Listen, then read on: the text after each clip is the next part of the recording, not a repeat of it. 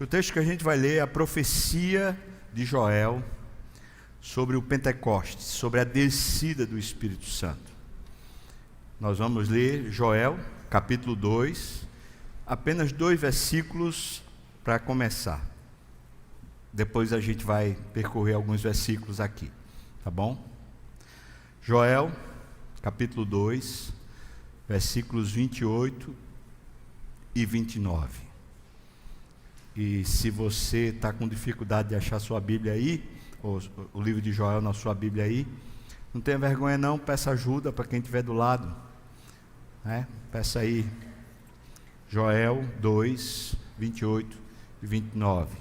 Talvez vai aparecer ali na tela também. Diz assim o texto: E acontecerá depois que derramarei o meu espírito sobre toda a carne. Os vossos filhos e vossas filhas profetizarão, os vossos velhos sonharão, e os vossos jovens terão visões. Até sobre os servos e sobre as servas derramarei o meu espírito naqueles dias. Amém. Vamos orar. Senhor, dê da tua misericórdia para nós mais um pouco, para que a gente ouça a tua voz. Talvez o pior, o principal impedimento seja eu.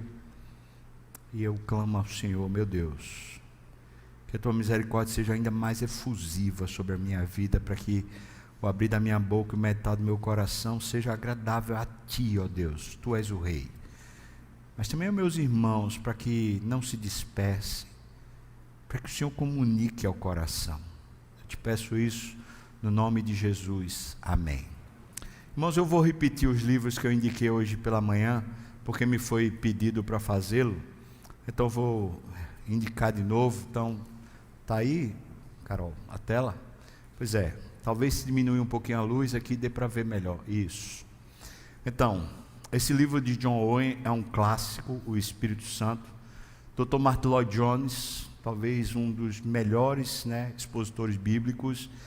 Dr. Martyn Lloyd-Jones tem essa série, Grandes Doutrinas Bíblicas, e então um livro sobre o Espírito Santo, Deus, o Espírito Santo, e Batismo e Plenitude do Espírito Santo, de John Stott, outra obra maravilhosa. Hoje vou indicar uma obra que é bem pesadona, assim, ela tem quatro livros, ela é bem grossona. Eu vi o valor na Amazon, é 700 e poucos reais, então eu vou só citar, porque eu acho que é muito caro para qualquer um de nós, né? Então, o nome é Dogmática Reformada, de Herman Bavinck. Vou citar esse autor também hoje, tá bom? Dogmática Reformada. Se você tiver condições e quiser comprar, certamente um livro ou um compêndio muito bom para nos ajudar também. Então, pode acender a luz aí. Obrigado. Então, o texto de Joel faz um anúncio, uma profecia sobre uma nova fase que aconteceria na história. O Espírito Santo desceria sobre toda a carne. Quando ocorre, isso é parte do livro de Joel, não é? Quando ocorre um desastre, eu estou tirando esse texto de Eugene Peterson, quando ocorre o desastre, a compreensão de quem é Deus está em jogo. A doença inesperada ou a morte, a catástrofe nacional, a conturbação social, uma perda pessoal, a praga, a pandemia, a devastação pela enchente ou estiagem transformam homens e mulheres que durante muitos anos não tenham a mínima atenção a Deus em teólogos imediatos. As declarações se multiplicam. Quais são as declarações? Deus está ausente, Deus está furioso, Deus tem os seus preferidos, e eu também não sou um deles, pelo jeito que eu estou sofrendo. Deus não consegue dar conta do mundo. E outros dizem, Deus está guardando rancor há muito tempo e agora está pagando, fazendo a gente pagar por isso. E assim por diante. Nesse período de pandemia, a gente viu isso acontecendo. Muita gente especulando sobre Onde é que está Deus? Ou tentando justificar tudo isso que estava acontecendo numa perspectiva teológica. Nós, crentes, fazemos isso. A tarefa do profeta, que é o caso de Joel, é levantar-se na hora da catástrofe e esclarecer quem Deus é e como Ele age. Se o profeta for bom, isto é, se ele for íntegro, se ele for verdadeiro, o desastre se torna uma alavanca para arrancar as pessoas de seus pecados e libertá-las para Deus. Mas Joel era um dos profetas bons, desses que vivem íntegro, desses que vivem correto. Ele usou a catástrofe para despertar o povo para a realidade de que não se passa um dia sequer, sem que estejamos lidando com Deus. Nós estamos sempre lidando com Deus. E é diante dessa realidade que nós precisamos da ação do Espírito Santo. E é por isso que Joel vai e afirma que depois dessas coisas acontecerá que Deus derramará sobre toda a carne o Espírito Santo. Joel anuncia um tempo especial quando o Espírito seria derramado. Isso significa que o Espírito Santo não atuava no Velho Testamento? É isso? Então ele não participava? Nós vimos hoje pela manhã como o Espírito Santo atuou na criação de tudo, mas também na criação especial do homem. Quando pensamos no Espírito Santo, a gente lembra logo da ideia de Atos, nós lembramos da ideia do Pentecostes, nós lembramos da descida especial, e de todo aquele movimento que surge a partir dali, a igreja nasce. E agora existe um novo momento especial na história da humanidade. Jesus tinha dito aos discípulos que enviaria o Espírito Santo, você lembra disso? Ele disse isso em Lucas 24, versículo 49. Ele falou para os discípulos. E também em Atos, no último encontro de Jesus com os discípulos, ele disse: esperem até que do alto vocês sejam revestidos de poder. E vocês serão revestidos de poder quando descer sobre vós o Espírito Santo. Nós precisamos entender em que sentido a vinda do Espírito caracteriza uma novidade em relação à atuação do Espírito Santo no Velho Testamento. Ou seja, tem distinção? Qual é a distinção? Porque essa profecia de Joel é usada lá por Pedro, justamente no ato do Pentecostes.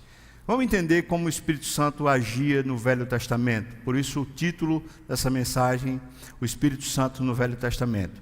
Ele tinha um aspecto da atuação do Espírito Santo que não tinha a ver com regeneração, não tinha a ver com salvação, tinha a ver com a capacitação especial do povo de Deus. E eu quero que você entenda duas coisas muito, muito importantes para entender isso. No Velho Testamento, a maior parte do relato bíblico tem a ver com uma nação chamada Israel. Esse povo nasce de Abraão, com quem Deus faz uma aliança. E todo o relato vai em cima desse povo. Mas nesse povo com quem Deus fez uma aliança espiritual e também uma aliança sobre a terra, essa aliança que foi feita com Abraão gera um povo chamado povo da aliança, povo de Deus. Mas o Estado de Israel, entenda isso por favor, o Estado de Israel tem os salvos e os não salvos. Tem o que, irmãos? Os salvos e os não salvos. Então, como se está tratando no Velho Testamento de um Estado, o Estado de Israel, e não necessariamente da igreja em si, há uma distinção entre o Velho e o Novo Testamento. Era necessário que o Espírito Santo capacitasse mesmo os ímpios que faziam parte de Israel, a fim de darem um testemunho para as outras nações da presença de Deus no meio do seu povo.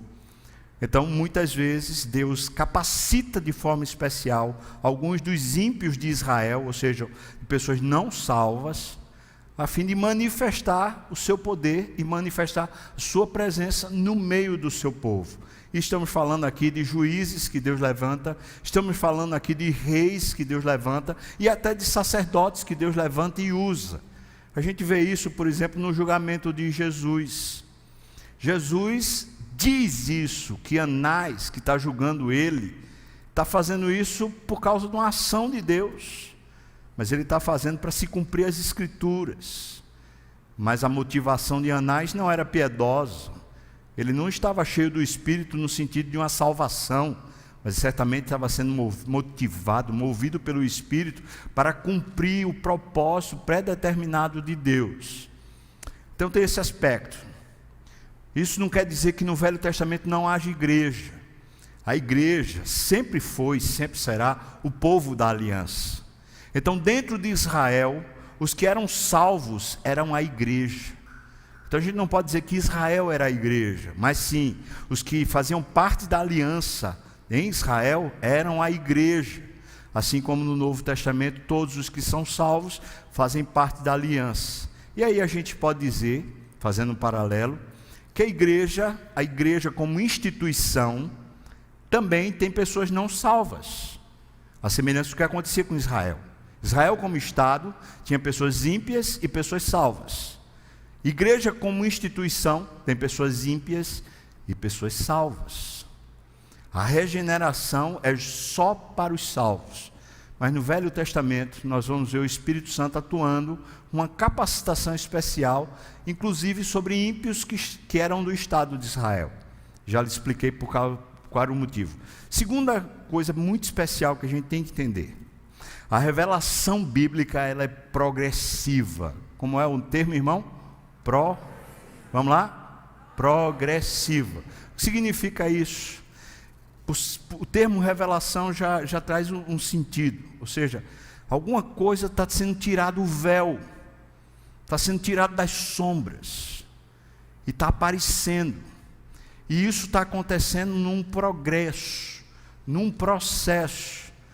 O que a gente está vendo no Velho Testamento o tempo todo são sombras, sinais de uma coisa maior que vai acontecer em Jesus. E essa revelação vai acontecendo paulatinamente. E o Espírito Santo certamente tinha uma atuação em termos por causa da revelação. E ela é plena justamente quando chega Jesus e cumpre cabalmente todo o propósito de Deus e o plano de Deus lá na obra da cruz. Então, essas duas coisas já dão sentido para a gente com a distinção entre o Velho e o Novo Testamento. Então não aceite a ideia de que a diferença é que a lei e a graça, porque no Velho Testamento existe graça, assim como existe lei, e no Novo Testamento existe lei, assim como existe graça. Então nisso não há distinção. Sim, há distinção na progressividade da revelação. Então, se no Velho Testamento o entendimento ainda era meio que opaco, porque a revelação não era completa, como diz o autor aos Hebreus, que eu acho que é Paulo, a revelação em Cristo Jesus é plena, tendo Deus outrora falado aos vossos pais pelos profetas, hoje Ele nos fala em Jesus, que é o herdeiro de todas as coisas e criador de tudo que há. Ou seja, tudo que precisava ser revelado em Jesus, então, vem com clareza e se é revelado para nós. Tendo dito isso, vamos dar alguns exemplos dessas capacitações especiais que aconteciam no Velho Testamento, dada pelo Espírito Santo. Por exemplo, lá em Êxodo, capítulo 31, versículos de 1 a 5, nós vemos o Espírito Santo capacitando de uma forma muito especial, ele dando um poder para realizar algo. Diz assim, Êxodo 31, versículo de 1 a 5: Disse mais o Senhor a Moisés: Eis que chamei pelo nome a Bezalel, filho de Uri, filho de Ur, da tribo de Judá, e o enchi do Espírito de Deus, de habilidade, de inteligência e de conhecimento em todo artifício, para elaborar desenhos e trabalhar em ouro, em prata, em bronze, para lapidação de pedras de engaste, para entalhos de madeira, para toda sorte de lavores. Você percebeu? Deus encheu o homem com seu espírito para que ele tenha a habilidade de esculpir coisas, de desenhar coisas. O Espírito Santo capacitando para uma obra específica, dando um poder para fazer alguma coisa que serviria ao povo de Deus. A gente vê isso também acontecendo, por exemplo, com Sansão. Lá em Juízes capítulo 14, versículo 6, diz: então o Espírito do Senhor de tal maneira se apossou dele, que ele rasgou um leão, como quem rasga um cabrito, sem nada ter na mão. Ou seja, não tinha uma faca, ele não tinha nenhum objeto cortante. Você imagina um homem que tem de repente, tem uma força que ele pega um leão pela boca e rasga, como se não fosse nada. Aqui diz, foi o Espírito do Senhor. Você vai se lembrar quando no final da vida de Sansão, quando ele está preso, com os olhos já furados, sem cabelo, sem ainda participar mais daquela aliança, ele clama por mais uma vez: Senhor, mais uma vez, pelo menos mais uma vez, me dê do teu poder. E o Senhor dá esse poder e essa capacitação especial, de maneira que na morte de Sansão ele mata mais filisteus do que sua vida toda. Ou seja, o Espírito Santo no Velho Testamento faz isso com homens que não necessariamente sejam salvos. Capacitações para obras especiais. Segundo, ainda falando sobre esse movimento do Espírito Santo sem ser a regeneração. O Espírito encorajava o povo de Deus, de uma maneira geral. Encorajava a nação de Israel. Por exemplo, Ageu capítulo 2, versículo 5, diz assim: o meu Espírito habita no meio de vós, não temais. Falando para reconstruir o templo, então Deus está usando o profeta para dizer para o povo: não tenham medo. Não tenham medo, quem está no meio de vocês é o meu Espírito. Os profetas Ageu e Zacarias encorajavam o povo na obra da reconstrução de Jerusalém e do templo, falando sobre a presença do Espírito Santo no meio deles.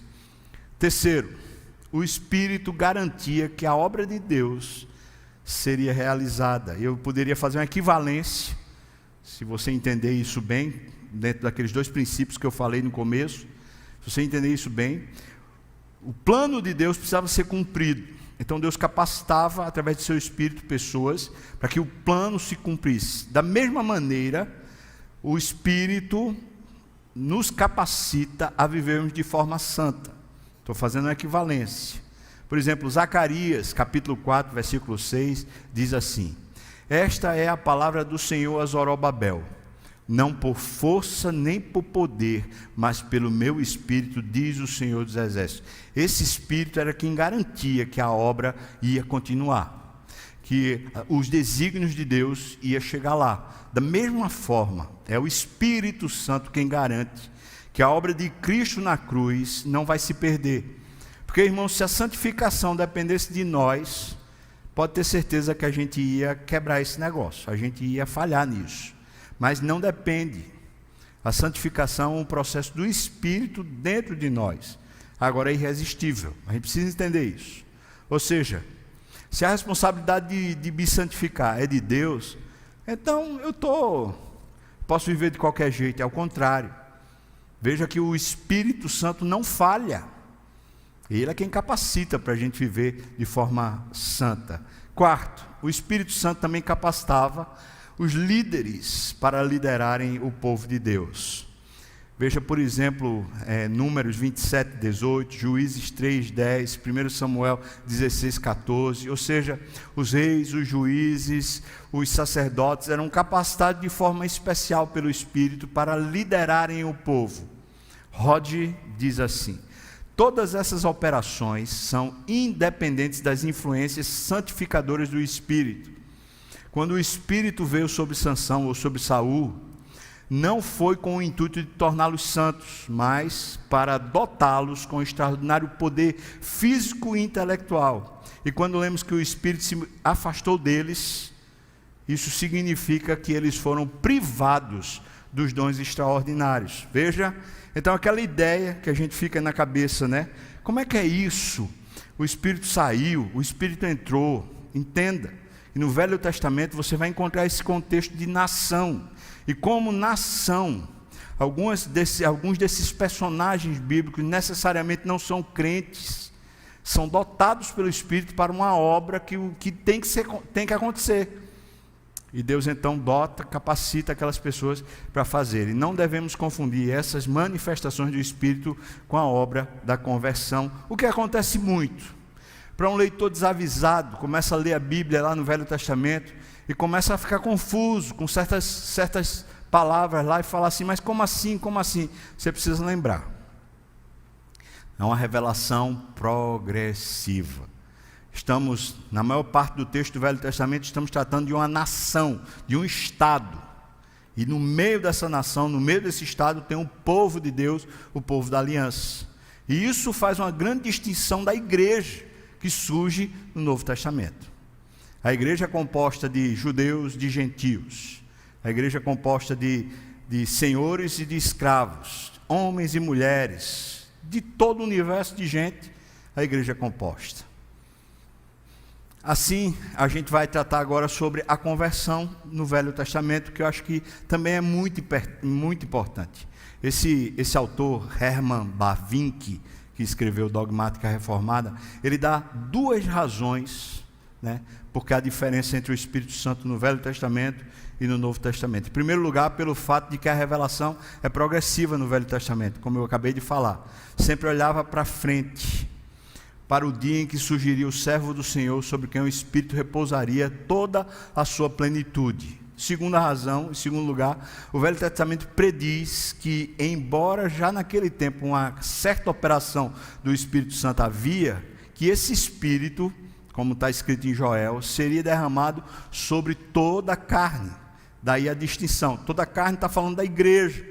A igreja toda seria tomada pelo Espírito Santo. Assim, o Espírito Santo, quando estamos falando do Velho Testamento, tem um aspecto nacionalista e é uma ação de Deus a fim de se revelar por meio daquela nação, daquele povo. E no Novo Testamento, a gente vai encontrar esse Espírito atuando na igreja, para que essa igreja seja luz e sal no mundo, sejamos as verdadeiras e fiéis testemunhas do Senhor.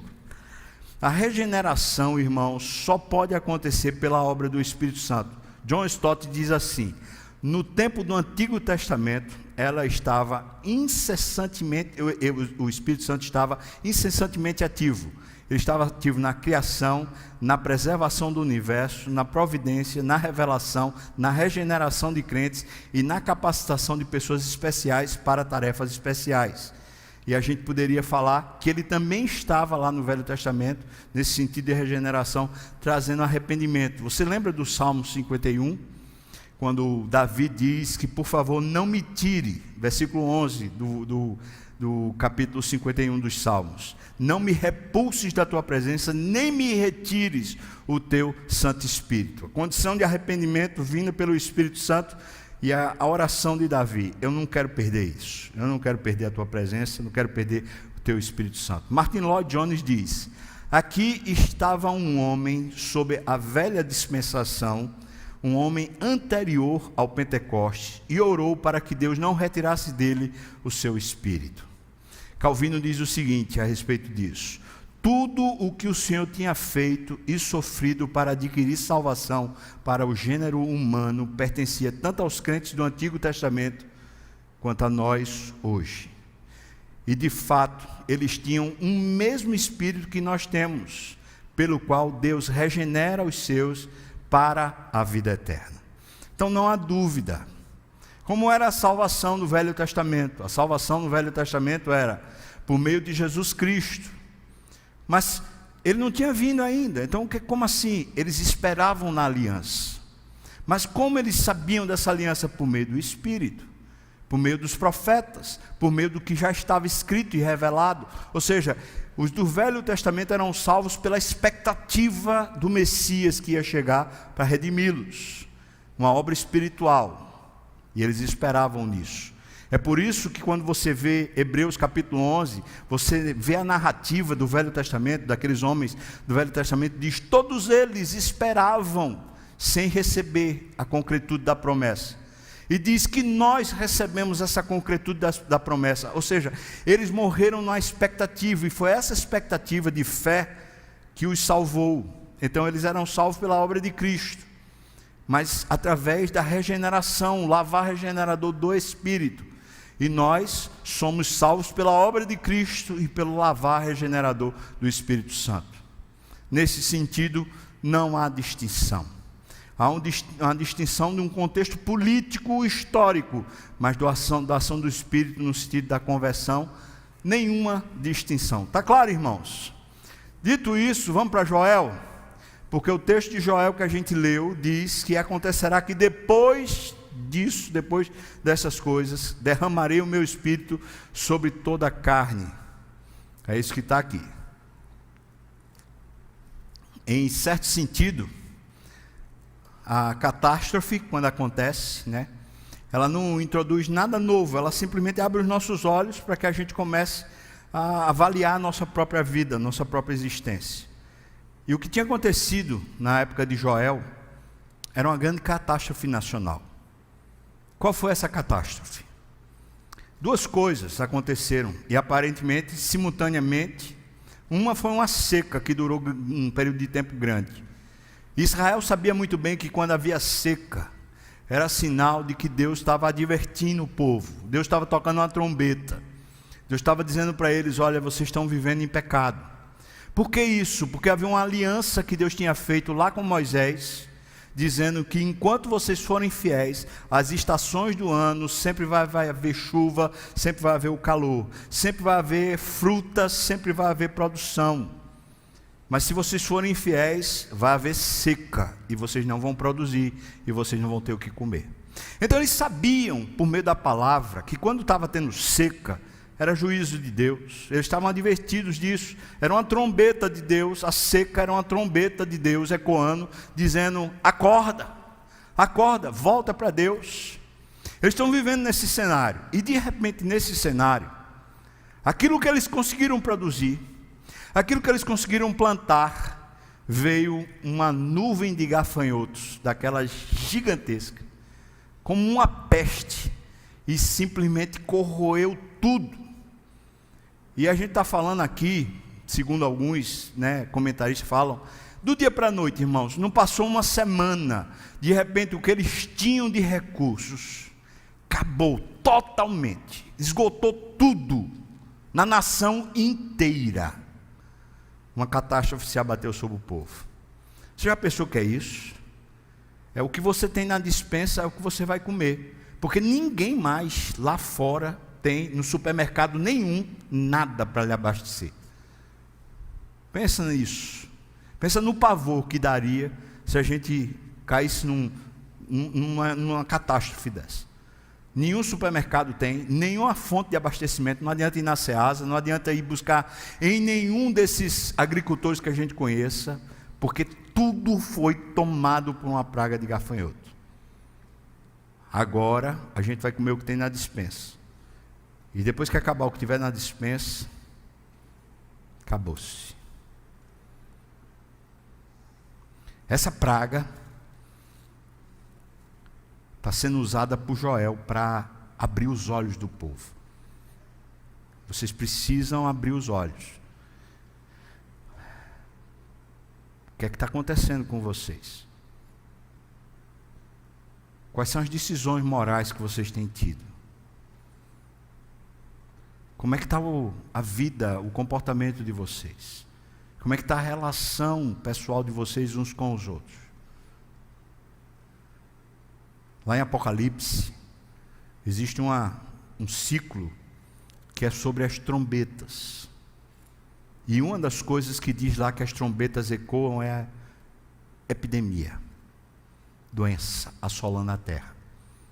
A outra é seca, fome.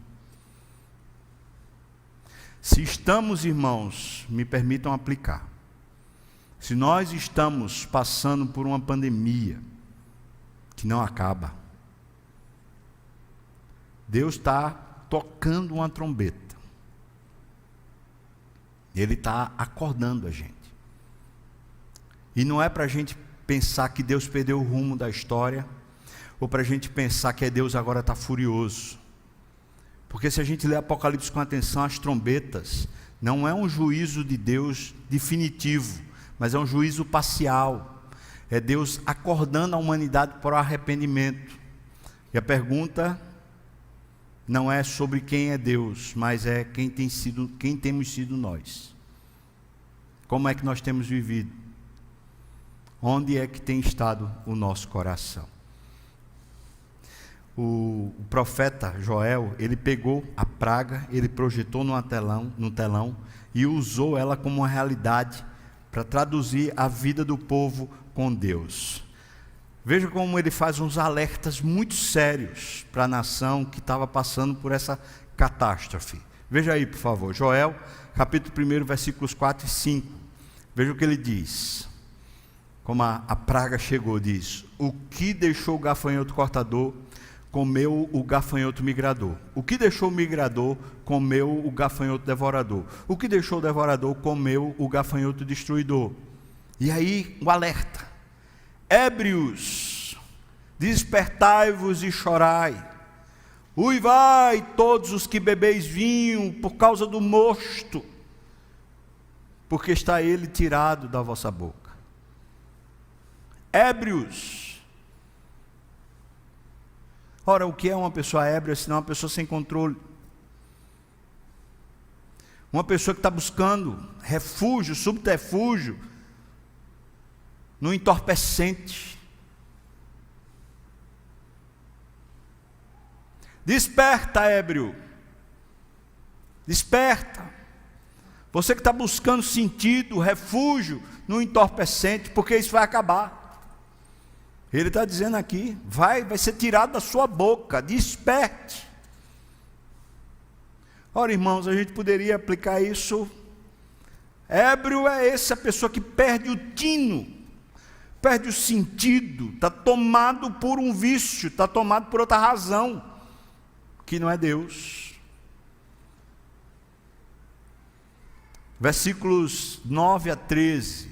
Ele agora fala sobre os trabalhadores de um modo geral, as pessoas que têm suas economias, seus afazeres, seus comércios, estão trabalhando aí nas escolas, estão trabalhando em todo o campo de trabalho. Veja o que ele diz, versículo 9 a 13, capítulo 1. Cortada está da casa do Senhor a oferta de manjares e a libação, os sacerdotes, ministros do Senhor estão enlutados. Versículo 10. O campo está assolado, e a terra de luto, porque o cereal está destruído, a vide se secou, as olivas se murcharam. Envergonhai-vos, lavradores, uivai, vinhateiros, sobre o trigo e sobre a cevada, porque pereceu a messe do campo.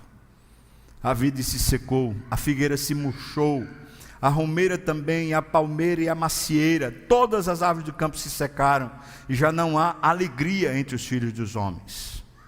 Veja o alerta de novo. Os trabalhadores, vocês que vivem tentando ter os seus recursos a partir dos seus trabalhos, vocês que acreditam que é do suor do rosto que vocês comem, uivem. Vocês descartaram Deus da vida de vocês. Vocês não acreditam mais em Deus como um provedor, vocês só acreditam na qualificação pessoal, vocês só acreditam nos seus recursos, nas suas competências, nos seus status, nas suas economias. Uivem, porque ninguém pode com o vírus da pandemia. Uivem, porque você pode ser podre de rico, se esse negócio pegar em você forte, não tem ninguém que lhe salve. Uive, porque de repente todo o seu empenho, toda a sua competência foi posto em xeque, e toda a sua estrutura de vida agora está empolvorosa. Não é à toa, irmãos, que tem gente que está tão enclausurado e perdido no meio dessa pandemia. Gente que não se enclausurou apenas num lugar, como um apartamento ou uma casa, mas se enclausurou por dentro, como se querendo proteger até mesmo a sua própria alma de ser afrontado por essa questão. Em vez de partir para a vida foi se diminuindo e se tornou diminuta. Uive! O que aconteceu foi que você tirou Deus da sua vida. Você acha que é você que garante o seu sustento, a sua provisão. Uive! Ele diz: envergonhai-vos. Não é Deus quem sustenta você, então se envergonhe. É porque falar de tanta gente que quebrou, tanta gente. Tem gente que quebrou o comércio, quebrou seu trabalho, seu sonho talvez, mas não se quebrou por dentro. Ainda está esperançoso, confiante, ainda está cheio de amor a Deus. Mas tem outros que o comércio não se quebrou, teve uma perda, teve alguma situação mais difícil, mas está totalmente quebrado por dentro. Uiva, se envergonhe, porque está posto em xeque a sua vida. Você está sendo revelado pelo Senhor. Observe que situação você está vivendo. Terceiro, ele fala para os sacerdotes. Na expressão do Velho Testamento, quando fala de sacerdotes, está falando de pastores, está falando de presbíteros, diáconos, está falando de líderes religiosos. Veja o que ele diz, versículo 13: cingi-vos de pano de saco e lamentai, sacerdotes, uivai, ministros do altar, vinde, ministros do meu Deus, passai a noite vestidos de pano de saco. Por quê? Porque da casa do vosso Deus foi cortada a oferta de manjares e a libação. É óbvio, porque se foi cortado o sustento de quem dá o sustento para a igreja, então a igreja também fica sem sustento. É um efeito cascata, claro. Se quem dava a oferta não tem mais oferta para dar, a igreja não tem mais nada, a arrecadação. Uiva, eu diria que é pela mesma coisa, só que no caso dos sacerdotes, a coisa fica ainda mais feia do que no caso dos trabalhadores, porque os sacerdotes estão confiando nos homens o seu sustento, estão confiando nas igrejas o seu sustento, estão confiando nas instituições os seus sustentos. E se você foi chamado para ser sacerdote como eu, como é que você se diz sacerdote, se você nunca leu no Velho Testamento qual é a palavra de Deus para o sacerdote? Diz que você não tem herança nessa terra, que você jamais vai ter herança nessa terra, porque você é do Senhor, e o Senhor a sua porção, o Senhor a sua herança. Como é que homens como eu, que são sacerdotes, ficam capengando, esperando da provisão de homens, de pessoas, de instituições, de igreja? Eu queria tanto que isso pudesse alcançar vários missionários que estão passando por aperto. E estão passando por aperto justamente por isso. Por quê? Porque muitas igrejas não estão mais conseguindo abençoar e ajudar outros. E como é que fica? Quem é que sustenta o pastor? Quem é que sustenta o missionário? A igreja? Porque se for a igreja, irmão, você vai viver na mão de homens. E se tem uma coisa que os sacerdotes precisam ser, nesse sentido, é independentes. Se estiver na mão de homens, você não fala a verdade, você vira um político. Se estiver dependendo de homens, você não tem mais autoridade, porque não é mais a palavra de Deus, é só uma gestão de egos. Sacerdotes, vistam-se de pano de saco, lamentem, uivem, vistam-se de pano de saco. Sabe o que é isso? Se humilhem diante do Deus poderoso, se humilhem, peça a Deus misericórdia. Volte a acreditar que o Deus é o Deus do seu sustento, que o Deus é o Deus da sua provisão. Vá para debaixo da janela, fica olhando para o sol, fica olhando para a lua e diga para Deus: eu ainda creio, Senhor, eu ainda creio. Volte a confiar no nome do Senhor Jesus. Se arrependa. Essa convocação, ou melhor, esse alerta que foi dado por Joel, gerou uma santa convocação. É o segundo ponto que a gente vai ver. Versículos 14 e 16. Veja que ele chama a gente para clamar, fazer um jejum e clamar ao Senhor. Versículo 14 diz assim: promulgai um santo jejum, convocai uma assembleia solene, congregai os anciãos, os velhos. Cadê os velhos? Cadê os idosos? Com medo. com medo. Ele está dizendo: chama todo mundo, todos os moradores dessa terra, para a casa do Senhor, para congregar, para a assembleia, para jejum, para cultuar a Deus, para lembrar, como povo de Deus, que nós só temos um único Deus, irmãos. Nós só temos uma única salvação, e a salvação é do nosso Deus, amém? Nós não temos outro Senhor, nós não temos outro Salvador. Juntar para congregar e dizer: é isso, nós precisamos voltar a crer. Então ele está dizendo isso: promulgar um santo jejum, convocar uma assembleia solene, congregar os anciãos de todos os moradores dessa terra, para a casa do Senhor vosso Deus, e clamai ao Senhor. Está na hora da gente clamar. Versículo 15: ah, que dia! Porque o dia do Senhor está perto e vem como a assolação do Todo-Poderoso. Você sabe que dia do Senhor é esse que ele está falando? Isso é Joel, irmãos. A gente não sabe que época Joel viveu, é meio enigmático. A abertura, a janela de abertura é entre o ano 400 e o ano 800 antes de Cristo. Imagina quanto tempo, 400 anos de janela. Quando foi que esse homem viveu, a gente não sabe ao certo. Mas sabe o que ele está dizendo? Ele está dizendo: quando chegar o dia do Senhor, esse dia, que dia, ele vem como uma assolação. Você sabe que dia é esse? É o dia da vinda de Jesus.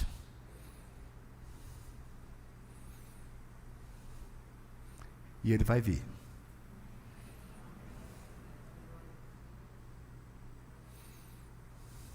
Versículo 16 diz: acaso não está destruído o mantimento diante dos vossos olhos?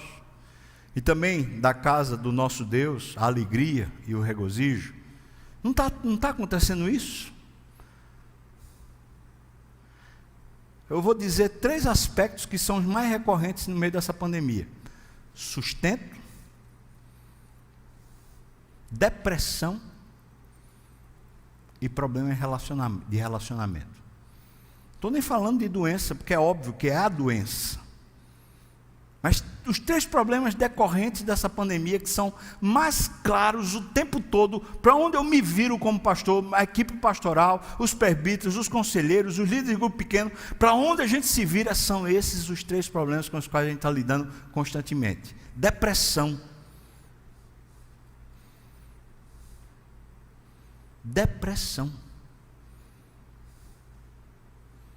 O outro, problema de dinheiro, de falta de recursos.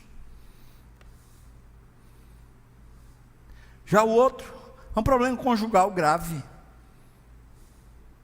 Problema de falta de perdão, falta de reconciliação.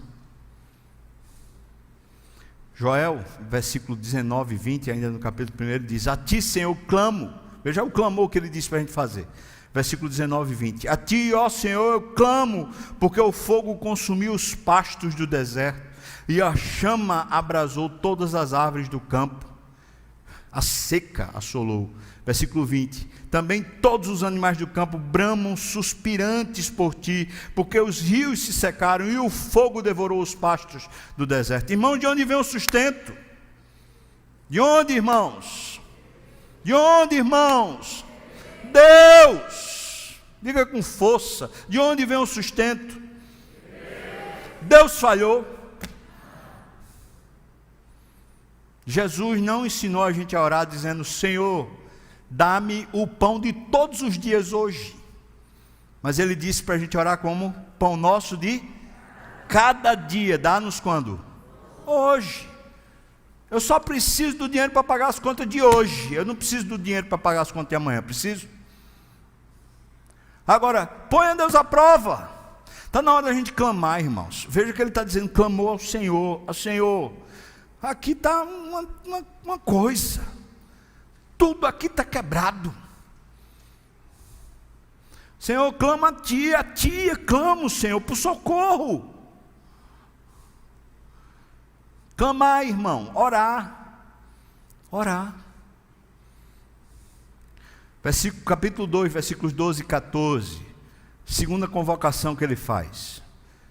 Joel, capítulo 2, versículos 12 e 14 diz: ainda assim, agora mesmo diz o Senhor, conclamação de Deus, veja: convertei-vos a mim de todo o vosso coração.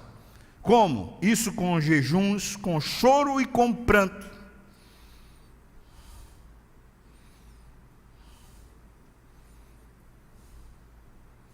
Falando de conversão, irmão. Está falando de salvação. Está falando de você mudar sua mente. Você não percebe que a gente está sofrendo uma lavagem cerebral? Onde é que foi parar a Bíblia, que é quem limpa a gente?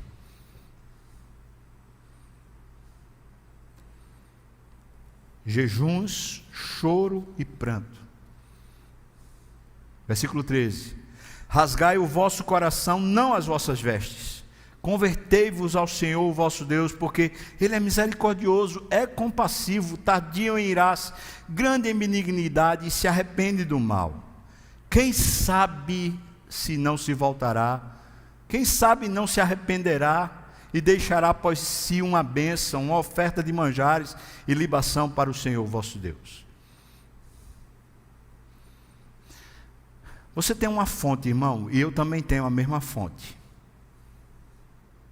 Você tem uma fonte. E a única fonte continua aberta. Mas se você não for até ela, você morre de sede. Eu vi uma certa vez uma ilustração, uma pessoa que está doente, precisa de um remédio. Vai para a farmácia, compra o remédio, mas se ninguém aplicar na pessoa o remédio, a pessoa morre na farmácia. Você pode ser crente, você pode crer, mas se você não aplicar isso na sua vida, você vai morrer por causa disso. Está dizendo converta-se. Irmão, por favor, entenda, não está falando de salvação não. Está falando de você mudar a mente, mudar a cabeça, a maneira de ficar pensando. Para que tanta preocupação, para que tanta ansiedade, se Deus é a fonte de vida? Terceiro, versículos 15 e 17, ainda no capítulo 2 diz: tocai a trombeta em Sião, a mensagem lá de Apocalipse, né? Promulgai um santo jejum, proclamai uma assembleia solene, congregai o povo, santificai a congregação, ajuntai os anciãos, os idosos, reuni os filhinhos e os que mamam, todo mundo, da criança tenra até o ancião, até o idoso, todo mundo congregando. Saia o noivo da sua recâmara e a noiva do seu aposento. Nem os que estão nas núpcias têm direito a continuar nas núpcias. Porque Deus está fazendo um check-up na nossa vida, irmãos. Não adianta a gente ficar dizendo, cansei dessa pandemia, cansei dessa pandemia. Ela não parou, não. E se você acredita na vacina, não substitua a vacina por Deus. Ou melhor, não substitua Deus pela vacina. Porque o ponto é esse. Alguém está achando que alguma coisa vai resolver por causa de vacina. O que tem que ser resolvido é aqui dentro. Não lá fora, mas aqui dentro. Que vida normal a gente quer? A vida do mundo ou a vida de Deus? Porque a vida de Deus não vai vir com a vacina. A solução da nossa alma não vai vir com a vacina. Sabe o que vem? Vem do altar, vem de uma conversão, vem de buscar a Deus de verdade, converter-se a Ele de todo o coração. Aí vem, aí é quando acontece. Versículo 17 diz: chorem os sacerdotes ministros do Senhor entre o pórtico e o altar, e orem. Pórtico e altar, a porta e o altar, chorem no meio do povo. Você talvez não saiba, mas durante muito tempo dessa pandemia, eu cheguei aqui na igreja 6 horas da manhã no dia de culto.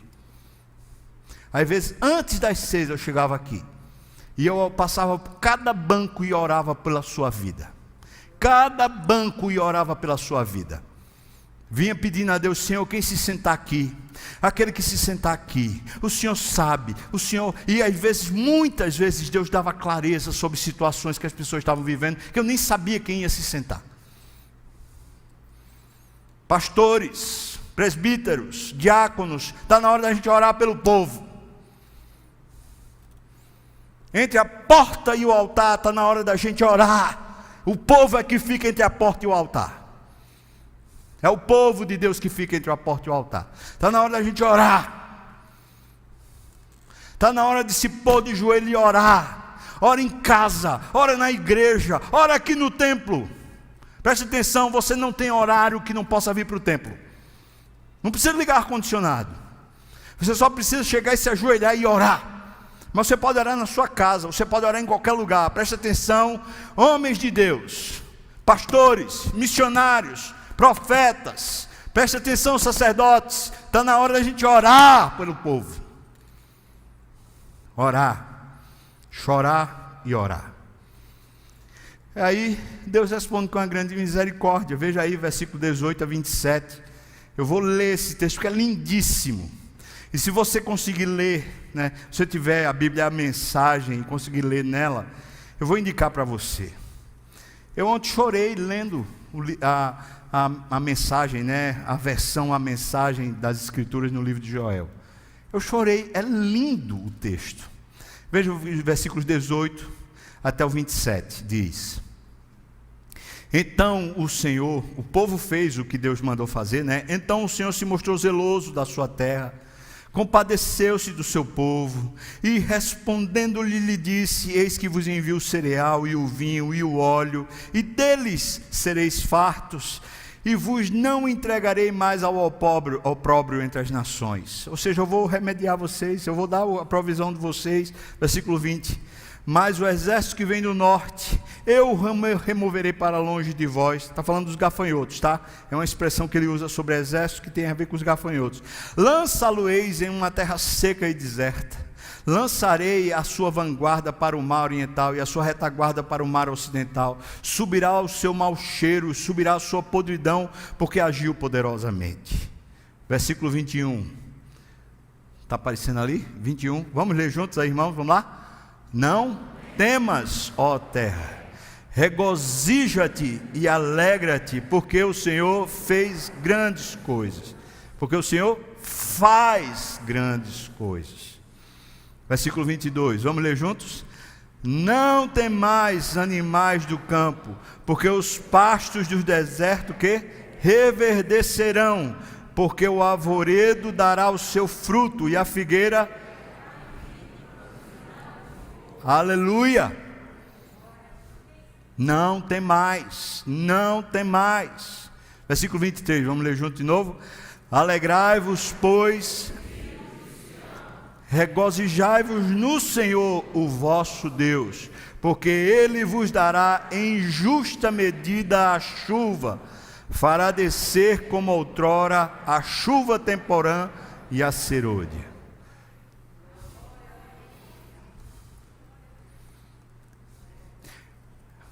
É como Eugene Peterson disse.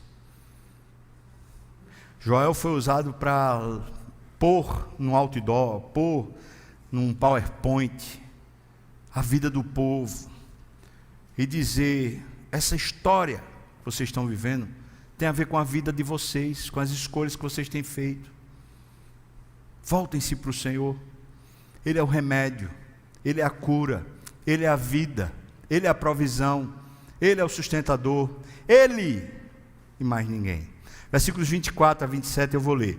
As eiras se encherão de trigo, os lagares transbordarão de vinho e de óleo. Restituir-vos-ei os anos que foram consumidos pelo gafanhoto migrador, pelo destruidor, pelo cortador, e o meu grande exército que enviei contra vós outros. Comereis abundantemente e vos fartareis, e louvareis o nome do Senhor vosso Deus, que se ouve maravilhosamente convosco. E o meu povo jamais será envergonhado. Versículo 27, sabereis que eu estou no meio de Israel, e que eu sou o Senhor vosso Deus, e não há outro no meio do meu povo, e jamais será envergonhado. Dito isso, ou seja, a situação foi remediada. Então ele diz: o que é que vai acontecer com a gente? O povo da aliança que vai ser filho do Pentecoste. Versículo 28, por favor, 28 e 29, é o texto que a gente está vendo aqui. E acontecerá depois de quê, irmãos? Depois de tudo que foi dito. Acontecerá que derramarei o meu espírito sobre toda a carne, vossos filhos e vossas filhas profetizarão, os vossos velhos sonharão, os vossos jovens terão visões, até sobre os servos e sobre as servas derramarei o meu espírito naqueles dias. Aí eu pergunto para você, essa profecia do derramamento do espírito, ela é menos importante ou é mais importante do que a profecia de que toda a economia seria restaurada? Para você, é mais importante você ser cheio do Espírito ou simplesmente sua economia, sua saúde, sua família ser restaurada? O que é mais importante para você? Porque veja, ele está vindo numa progressão. Ele está dizendo: orem, chorem, uivem, busquem a Deus, convertam-se. Quando ele diz isso, ele diz: então Deus restaura. E Deus restaurou. O Senhor foi maravilhoso com vocês. Mas depois, ele está numa progressão, irmãos. Isso é mais importante do que ter a economia restaurada. Isso restaura você. Descer o Espírito Santo sobre você restaura você. E você restaurado é mais forte do que o mundo inteiro decrépito e caído. E se a pandemia durar 10 anos? Eu estava vendo essa semana, falando sobre pandemia, os últimos, se eu não me engano, os últimos 10 séculos, sempre a década de 20, houve pandemia. Sempre, no ano 20, houve pandemia. E se durar mais 10 anos? Você aguenta? Veja o que ele está dizendo que o Espírito Santo fará. Já fez, porque foi no Pentecostes, e Pedro disse: hoje se cumpriu esse negócio. Veja o que ele diz. Primeiro, profetizarão vossos filhos e filhas. Os nossos filhos, filhos dos crentes, filhos daqueles que receberam o Espírito, eles serão profetas. O que quer dizer? Quer dizer que eles ensinarão a palavra de Deus, eles serão boca de Deus no meio da sua geração. Nossos filhos precisam aprender a Bíblia. Nossos filhos precisam falar para a sua própria geração, para os seus próprios colegas, para os seus próprios amigos, a palavra do Senhor, porque os vossos filhos e vossas filhas profetizarão. Isso é obra do Espírito. Depois ele diz: os velhos. E eu vou usar essa expressão, apesar que ela aparentemente não é mais tão correta, né? A gente chama terceira idade, não sei o que lá, mas aqui na Bíblia está dizendo velhos. Então você me dê licença para eu usar o termo da Bíblia, velhos. Os velhos. Você se acha velho? Não vem me ver com aquele discurso, não. Não, você se acha velho?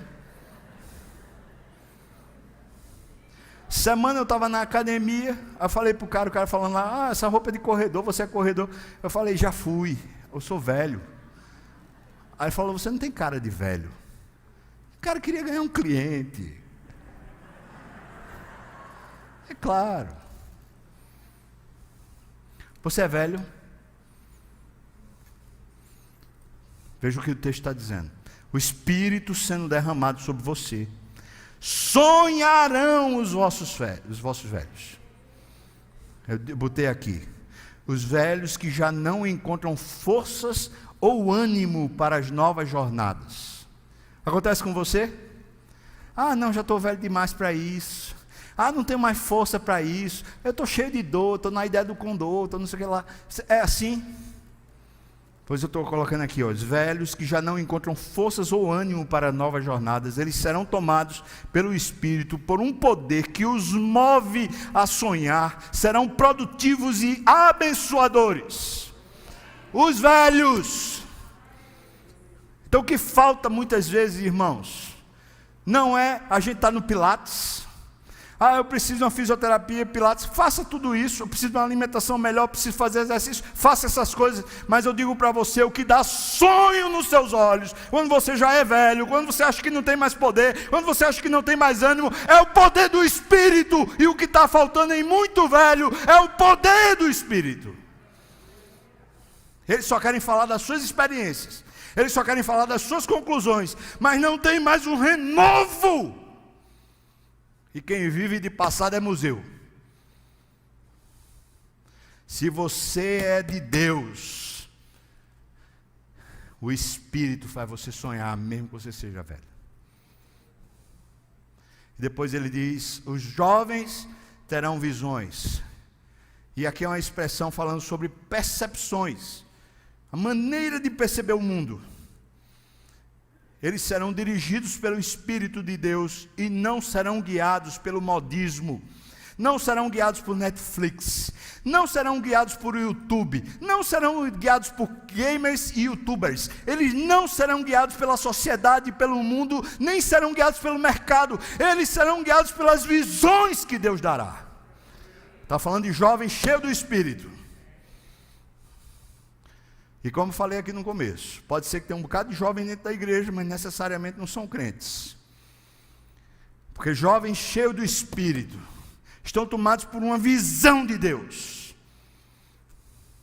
Por isso eles são influenciadores. Por isso eles são bênção. Por isso eles são evangelizadores. Por isso eles proclamam a palavra. Porque eles têm um norte na vida, têm uma visão. E também diz: derramarei o meu espírito sobre servos e servas, escravos e escravas. E é interessante como ele coloca aqui o gênero, né? Homem e mulher. Os que eram escravos, os que eram colocados socialmente à parte, os que não tinham direitos, só tinham deveres, só tinham obrigações, só tinham tarefas. Eles, segundo Pedro lá, quando cita Joel, diz: eles profetizarão. Ou seja, esses que estão da classe abaixo, eles também serão usados por Deus para falar e proclamar a palavra de Deus. Serão arrancados das suas cadeias. Você se sente menor? Você se sente descredenciado, algemado dentro de você mesmo, se sentindo inferior? Pois eu quero dizer para você que é aí que o Espírito gosta de atuar. Não para lhe dar valor próprio, mas para lhe dar o valor de Deus. Não para resgatar sua autoestima, mas para lhe dar a estima do alto. Não para poder você saber-se quem é, mas para você descobrir quem Deus diz que você é. Você é restaurado e você se torna um profeta. Por isso não existe pessoas que estejam cheias do Espírito e ao mesmo tempo estão passando por esse negócio de dizer: eu estou com baixa autoestima, eu estou assim, é porque eu tenho vergonha. Não existe. É falta do Espírito, porque eu derramarei o meu Espírito sobre os escravos, sobre as escravas, e eles profetizarão. Eu quero concluir esse sermão citando uma história que me tocou muito essa semana. E eu peguei só um pedacinho de um relato de um jovem cristão lá na Eritreia, chamado Mussi, nome dele. Ele foi preso por causa do Evangelho, debaixo de ameaça de morte. E veja o que ele disse. Na prisão, um dos meus principais objetivos como cristão era evangelizar. Esse cara não tem medo de morrer, não? Eu fico pensando, esse cara, será que tinha medo de Covid?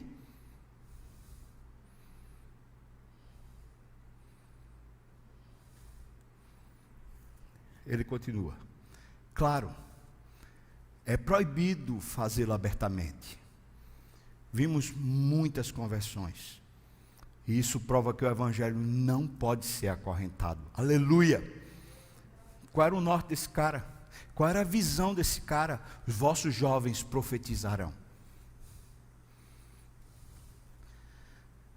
Na nossa experiência diária, o certo e o errado, as decisões que tomamos em relação à realidade moral ou espiritual, raramente se apresentam a nós como um pacote pronto. Elas são cheias de embrulhos. As palavras proféticas de Joel continuam a reverberar ao longo de gerações, estabelecendo a conexão definitiva entre qualquer coisa grande ou pequena que interrompa a nossa rotina diária com Deus. Uma pandemia, uma gripe, uma quebra de patrimônio, ou simplesmente uma apreensão sobre o dia de amanhã. Nada disso vai ter mais poder, porque entramos de novo no trilho. dando-nos uma nova oportunidade para reorientar a vida em obediência e fidelidade a Deus. Joel nos dá a oportunidade para o arrependimento no leito de morte, antes de morrermos, enquanto ainda há tempo e espaço para muita vida agradável que glorifique a Deus. Você entendeu o que é que o Espírito Santo fazia no Velho Testamento? Você entendeu o que é que ele veio fazer no Novo Testamento? Você entendeu o que é que ele veio fazer no meio da sua igreja? Vamos repetir, irmãos? Joel, capítulo 2, versículos 28 e 29. Vamos repetir? Joel, capítulo 2, 28 e 29. Lá diz o quê? E acontecerá depois que derramarei o meu espírito sobre toda a carne. Vossos filhos e vossas filhas, vossos velhos, os vossos jovens, até sobre os servos e sobre as servas, derramarei o meu espírito naqueles dias. Você está cheio do Espírito, irmão? A pandemia está servindo para colocar a gente assim contra a parede, sobre a nossa fé, sobre a nossa dependência, para que a gente volte. A trombeta está soando. Volta, arrepende-te, clama, busca, entrega. E acontecerá que todo aquele que invocar o nome do Senhor será salvo. E invocar significa deixar a responsabilidade com Ele.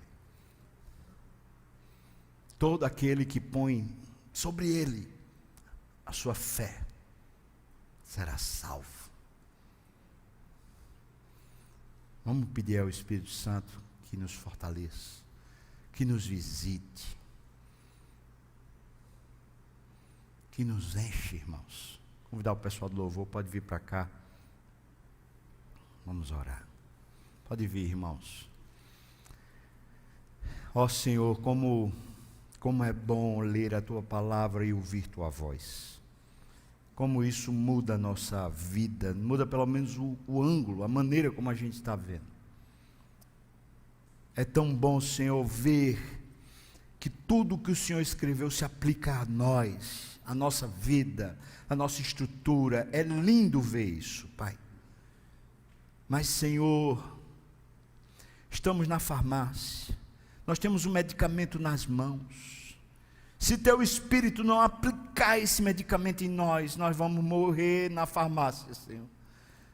Ó Deus, tem misericórdia, ajuda-nos agora, Senhor, a termos atitude, a nos quebrantarmos, nos arrependermos, nos constritarmos, Senhor, voltarmos a Ti de todo o coração, começarmos a clamar ao Senhor, a buscar ao Senhor de verdade, Deus. Confiar que o Senhor é o Deus da provisão, confiar que o Senhor é o Deus da nossa saúde, confiar que o Senhor é o Deus dos nossos relacionamentos, confiar que o Senhor é o Deus dos nossos direitos, confiar que o Senhor é o Deus de toda a criação, não há outro além de Ti. Senhor, nos toma de volta por misericórdia, nos encha com Teu Espírito, Senhor, como precisamos do Teu Espírito. Ressuscita em nós, Senhor. Nós oramos no nome de Jesus. Você pode ficar de pé, irmão? E que a graça do nosso Senhor e Salvador Jesus Cristo, o amor de Deus, o nosso querido e amado Pai, a comunhão, o consolo, a bênção, o poder, o avivamento do Espírito venha sobre nós, o povo do Senhor, não só aqui e agora, mas até quando o Senhor voltar e nos tomar de volta para si. Aleluia! Amém! Vamos cantar, irmãos? Amém? Vamos cantar ao Senhor.